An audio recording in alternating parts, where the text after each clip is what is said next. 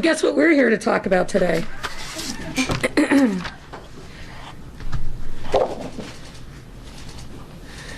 Good afternoon, everyone, and happy October 1st.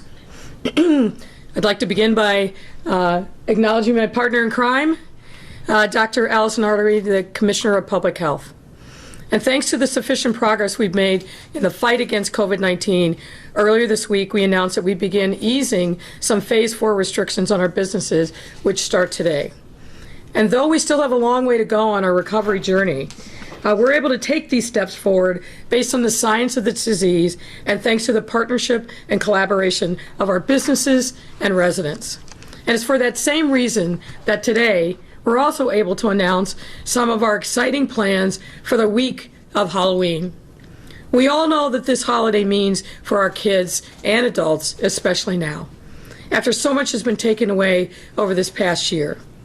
It's important to me and to parents across Chicago that we give our kids something to look forward to. But in order for us to do that, we need to do it in the right way.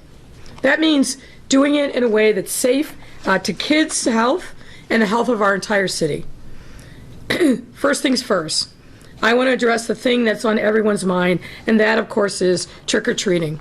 First off, trick-or-treating is allowed, but with some rules, which Dr. Arty will explain in a moment. But here's the bottom line. You can only meet in groups of 6 or less, and you have to stay moving. We must simply avoid congregating in front of houses, on streets. Keep it moving, folks. People passing out candy are also asked to try to maintain social distancing while doing so. I'm sure people will come up with some very inventive ways to hand out candy and maintain social distancing. And finally, Halloween or not, the rules about personal gatherings are still in place. That means no parties, and traditional haunted houses simply cannot be allowed. But Halloween in Chicago won't just be about trick-or-treating this year. As I mentioned earlier, we really want to give our kids something to look forward to. That's why we are proud to announce an entire week of safe and healthy Halloween-related activities here in Chicago we're calling Hallow-Week. Some of which have been in the works since July, all of which will be in line with the guidelines set by the Illinois Department of Public Health. We also spread these celebrations out over the course of the week to keep people away from congregating. These will include Hallow-Week on the Block, which will have special surprise pop-ups on residential streets across the city. This will be sponsored by the Chicago Park District with support from Xfinity, the Chicago Police Department, the Chicago Bulls, the Chicago Blackhawks, and others. And the Park District, with support from Xfinity and the Chicago Public Library, will also offer special virtual and in-person Halloween-themed programs. Meanwhile, and we've really got to give a big shout out, Blomer's Chocolate Company has also stepped up to create 10,000 Halloween bags filled with candy and other goodies that will be distributed safely throughout the week. And I got to give my hats off to Blomer's. They started contacting us back in July to talk about Halloween. So that's enthusiasm for you folks. And in the spirit of Willy Wonka, we'll also have golden tickets hidden amongst the bags, with winners receiving an exclusive 10-pound Blomer's chocolate bar. 10 pounds. To all of our businesses and city organizations, we want you to be part of this as well. To do that, please visit www.chicagohallowweek, that's HALLO week.org, to register your COVID-safe Halloween activities. This website will feature a searchable list of all Halloween programs happening across Chicago starting on October 18th.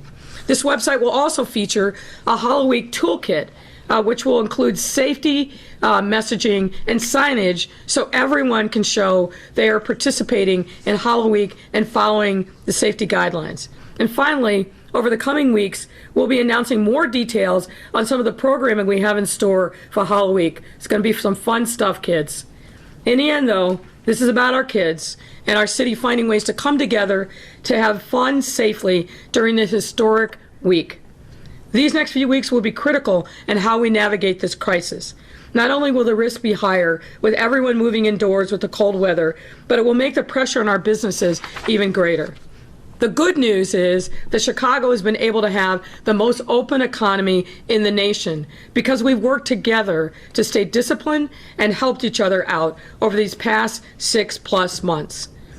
Now it's on us to make sure that we keep moving in the right direction. That means continuing to be safe, be responsible, and counting on all of us to think about not only ourselves, but our neighbors, our family members, as we social distance, as we wear face coverings in public, and do all the things that we know are critical to helping fight this virus and giving us the hope and the ability to move forward together. Thank you, and now I will call up my partner in crime, the Corona Buster herself, Dr. Allison Arwady. Thank you, Mayor, the Corona Destroyer. So very quickly, we will do an update on data. Of course, the reason that we are able to be carefully relaxing some of these restrictions today, as we announced earlier the week, is because we are doing better from a COVID perspective. And October is about Halloween, but it is also about doubling down on the things that have gotten us here and being more serious than ever about wearing your mask, keeping your 6-foot distance, washing your hands, protecting those who are most vulnerable. Here's our chart. You'll see that our average is staying right at that 304 new cases per day mark.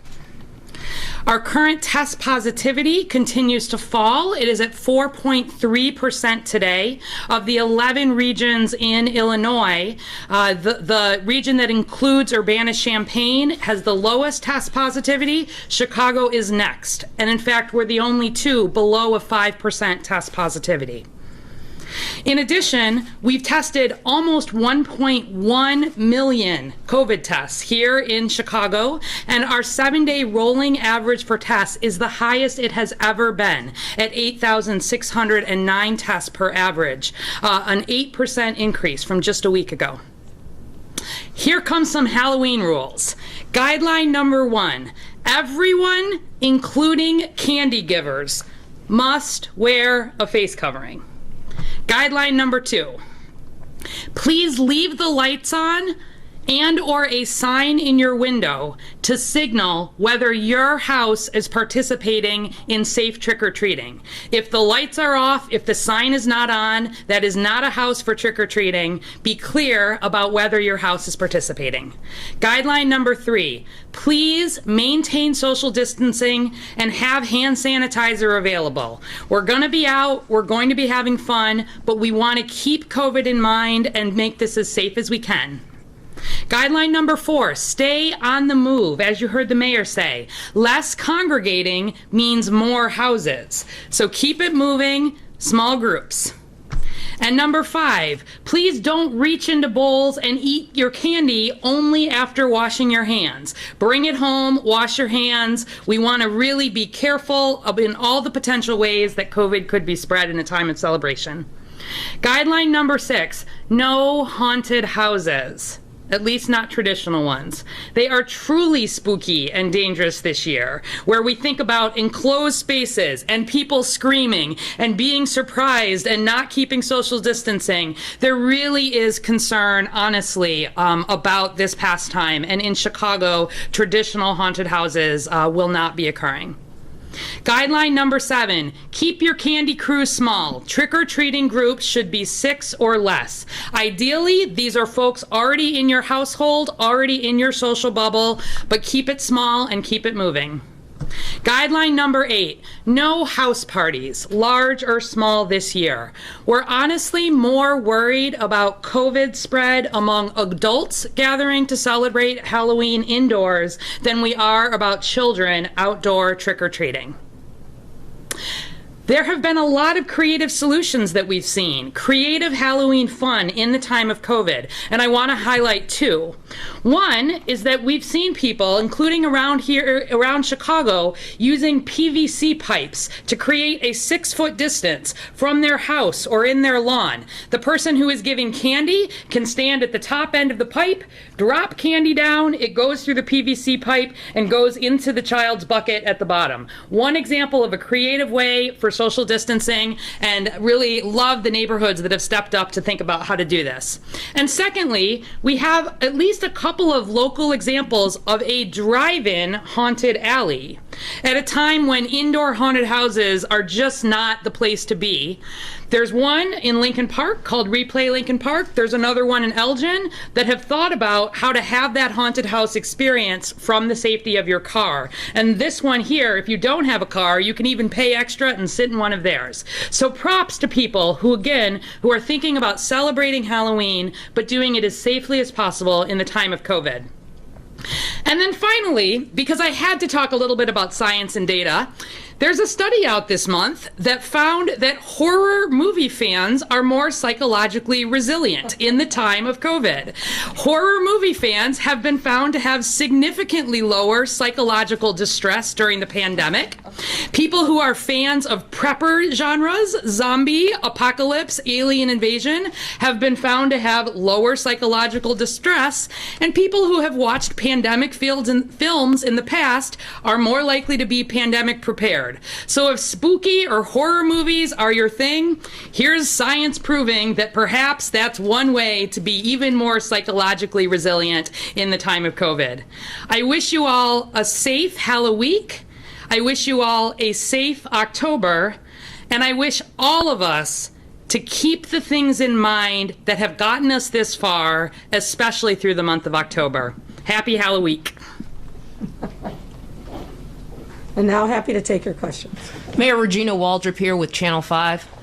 I'm the pool reporter for today. I'll start out first by asking you about your Halloween guidelines are a little bit different than the governor's. The governor has said that instead of trick-or-treating this year, parents could arrange an outdoor gathering where kids and parents wear face masks and pick out candy. So I'd like you to respond to that. And also, if it's a Halloween week, how are we communicating to kids and families that you shouldn't be trick-or-treating the entire week? Well, the reality is people are going to trick or treat.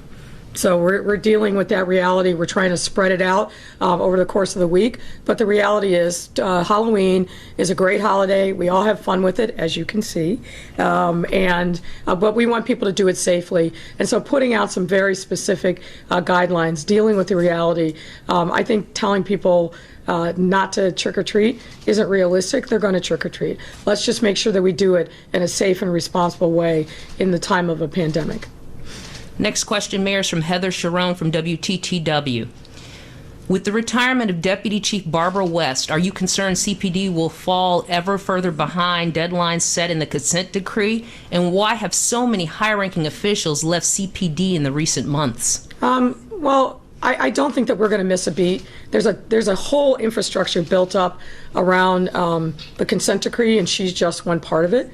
But I'm not concerned because I know what work is being done now. They're being extraordinarily diligent. They've got a lot of internal guidelines and milestones that they're hitting. The project management has been much improved. So I feel that they're making good progress, but they've got to stay diligent. There's other resources that have been brought in. And I push back a little bit against so many people have left. Obviously, people leave every single year, and I think we're about at the same number from CPD retirements as in past years. There's always a quirk in the retirement benefits where they get to take advantage of some kind of health care benefit, but I feel very strong and confident with the CPD leadership. One more question by Heather. She says you supported the proposal from the Grassroots Alliance for Police Accountability while you were president of the police board and during the mayoral campaign. Why have you changed your position? Well, what I've said is this. It's really critically important that we do get and move forward on civilian oversight.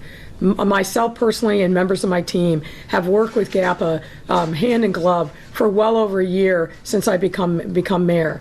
We were supposed to get very specific answers from GAPA on some outstanding issues. at least 6 weeks ago, if not 2 months ago. We haven't heard anything. We've got to move forward. Civilian oversight is important, and so I'm working with members of City Council to make that a reality. My next question is from Bill Cameron. He is with WLS I know AM. Okay. He says, what do you think about Amy Coney Barrett for the Supreme Court? I'm very concerned about her, and I'll have more to say about that in the coming days. But if you look at the kind of things that she's written, and I know that law professors often write provocative things, but her views on a range of issues are outside of the mainstream of where we are as a country. We don't need to roll back to a different time that's even more divisive than now. And I'm concerned both as a person of color, I'm concerned as a woman. I am also concerned as a member of the LGBTQ community. From what I've read about her, and I'm reading more, many of her views are hostile to the things that I care about, and I think the things that many Chicagoans care about. Our next question, Mayor, is from Fran Spielman. She says, you said this week that you are confident that Congress will recess until after the election without approving replacement revenue for cities and states. When you unveil your budget, will you spell out in detail the taxes you will raise and the cuts you will make if there's no more help from Washington? Or, she says, will you leave a blank space that says federal aid? Well, what I said is it looks more and more like that might happen. Although since last week, we've seen some signs of potential movement. Nobody knows until we know if they come out of the room and say we've reached a deal, or if they recess without a deal. I'm hopeful that we can continue to see some progress. But it's looking, the time for them to make progress is ticking down. So I'm hoping that that will happen. And obviously, we are mandated by law to propose a balanced budget, and we will make sure that everything is transparent about what we're doing, what the different revenue sources are, and how we're filling the $1.2 billion deficit that we estimate for next year. This is an add-on to Fran's question. She says, why won't you give a civilian police review board the final say on policy and power to take vote of no confidence in the superintendent and COPA chief? Sorry, Fran, not negotiating in public with you. She also says GAP is accusing you of breaking a How many key campaign questions does promise. Fran get? I'm just asking what's been given to me, Mayor. I think I've addressed the GAP issue. Okay, if you have other questions, here's another one. Here's one from entertain Jennifer Struzik. She's with Fox 32 News. We are hearing that this year's Festival of Lights and Chris Kindle Market is going to be virtual this year. If so, can you explain? I'm not going to get ahead of anybody's announcements about upcoming events. When those are ready to be revealed, then they'll be revealed. All right, here's Erin Haggerty. She is with the Daily Line. As results from the city's budget survey show, respondents place a high priority on community services, and 87% of respondents who were in favor of reallocating city resources say the reallocations should come out of police services. How does the city plan on incorporating the results from the survey into the 2021 budget while also addressing the projected $1.2 billion budget gap? Well, as I said in the town hall last night, we very much value the feedback that we've gotten from a range of different sources, the survey being one of them, budget town halls, budget ambassadors, and then just individual residents who are stepping up and expressing themselves around the budget. We're taking all of that into consideration, and we expect that a lot of that feedback will be reflected in the budget that we present to City Council. Mayor, the last one is from Amy Jacobson. She says her question is, this is the worst September for murders in Chicago since the 90s. That following closely behind July, one of the worst months for homicides since the record keeping began during the 1950s. What do you attribute to these high numbers, and have the lockdowns, no in-person learning in school, high unemployment, do you think that plays a part in it? Well, I've addressed this issue many times, but I'll repeat myself for Amy's purposes. This is a very difficult time in our city, there's no question about it. And when we think about public safety, we think about it in the context of a whole ecosystem, not just the police department and not just law enforcement. And what we know is that every part of the ecosystem, from the police, from our federal partners, the courts, the prosecutors, the community-based organizations that support individuals and families, every aspect of that ecosystem has been dramatically impacted by COVID-19. And so that ecosystem that we normally rely upon and brought us under 500 homicides last year hasn't been fully activated, and some parts of it are just now starting to get back up to speed. Nobody's happy with the September numbers. We had a better month in August. We've got 3 more months to make progress, and I'm confident that the superintendent and his team are working literally night and day to make sure that the strategies that they are employing, the way in which they're deploying the resources, and the partnerships that we have created with community members, but also the other parts of this ecosystem, that those partnerships bear fruit and lower the shootings and the homicide levels. But one thing that is missing, and that is help from the federal government. Attorney General Barr came here a few weeks back to do a victory lap on Operation Legend, which was a completely misplaced because those resources actually hadn't even gotten here at the time that he was taking credit for. What we need is common sense background checks and gun regulation, and we need that nationwide. When we are situated in a location next to Indiana and Wisconsin and Michigan that have very different gun laws, and literally where you can go over the border to Indiana and buy military grade weapons in almost any quantity that you want, as long as you've got the money to pay for it, no questions asked. We are constantly going to be challenged with gun violence in the city. That's why the federal government is uniquely qualified to help on this issue. I sent a letter to President Trump on July 20th outlining very specific asks from the federal government. I've never even been given the courtesy of a response. So we are going to continue the fight. We're going to continue to do everything that we can to work to make Chicago and every neighborhood as safe as possible. But we need to deal with the reality of gun violence. We've got to take the gun supply out of the hands of children, out of the hands of teenagers and adults. We've got to stop the flow. When we've got 60% of the guns that are found on the streets coming from other states, we need a federal solution to that problem. And so far, under this president and this administration, none has come. And we need that to happen. Thank you very much. Happy Halloween.